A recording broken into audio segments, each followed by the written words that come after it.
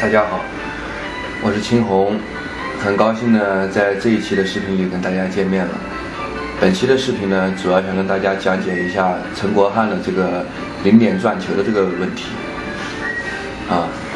希望大家呢能喜欢这一期的视频。首先说到这个零点转球呢，我必须要跟大家说的一点就是呢，锤子的这个绕球的指令，它是4次 A 连击或者4次这个 C 连击要在一瞬间的前提下，要输入4次 A 或者4次 C 的指令，才可以出来这个绕球的指令。然后97这个游戏呢，大家都知道有很多这种复合指令，还有简化指令之类的。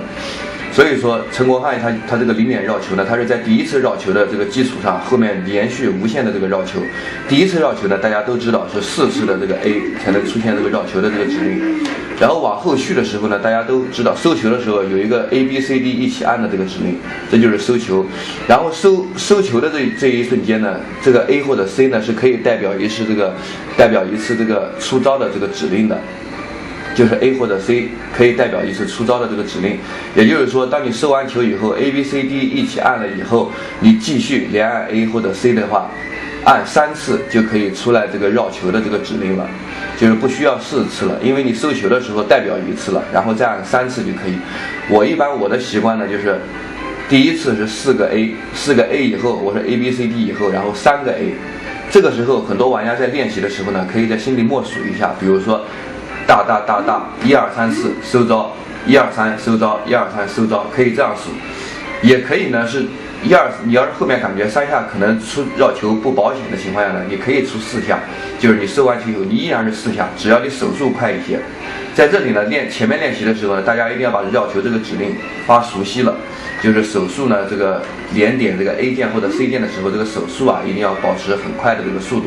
然后呢要很有节奏感，1、2、3、4，1、2、3、4，对吧？一定要有这种感觉。在初期练习的时候呢，大家心里面可以默数一下，比如说收招以后1、2、3、4收招，1、2、3、4收招，1、2、3、4，有这种节奏感就可以。下面呢我来绕一下给大家来看一下，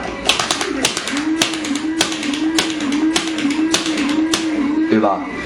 像我在心里面的时候，我绕球的时候，我都有一种这个节奏感，就是当我熟悉这个指令以后，我就有一种哒哒哒哒哒哒哒哒哒哒，就哒哒哒哒哒哒哒哒哒，就是这样的一个节奏感。大家在初期练习的时候呢，心里面也要有一个这种节奏感，才可以比较容易的练出这一招。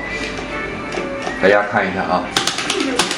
哒哒哒哒哒哒哒哒哒哒哒哒哒哒，是不是这样一个节奏感？就是你在出招、绕球和收招这一瞬间，你心里面要有一个很连贯的这个节拍，就是 A 键大概是多少下，就是多少下，然后到收招的这个指令，然后 A 键再到多少下，又到收招的这个指令。前面呢，可能你们不会说一下能出个5、6次，甚至10次、20次，把别人逼在角落，让别人动不了。